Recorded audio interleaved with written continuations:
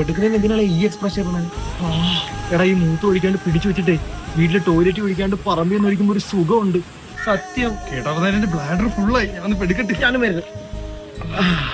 മന്തി കഴിച്ചിട്ട് പെപ്സി കുടിക്കുമ്പോഴുള്ള സുഖം, അത് കഴിഞ്ഞൊരു ഏമ്പക്കം കൂടെ ആയാലോ. ഓ സുഖകരം. അത് കഴിഞ്ഞൊരു ഉറക്കവും സുഖോത്ഭുതൻ സുഖ ജീവിതം. അളിയെ അടിച്ച് പിറ്റായിട്ടെ നമ്മള് രാത്രി വീട്ടിൽ തന്നെ മലന് കിടക്കുമ്പോ ഒരു സുഖമുണ്ട്. അടിച്ച് പിറ്റായിട്ട് 2 മണിക്ക് എണ്ണിക്കണം, എന്നിട്ട് ഫ്രിഡ്ജ് തുറന്ന് ഒരു കുപ്പി തണുത്തോളം എടുത്ത് കുടിക്കണം. അപ്പൊ ഒരു സുഖം ഉണ്ടടാ. അത് സുഖമല്ല, സ്വർഗം. അപ്പൊ എങ്ങനെ നമുക്കൊന്ന് സുഖിച്ചാലാ? അത്ര സുഖിക്കാൻ നമ്മുടെ കയ്യിൽ ഇല്ല.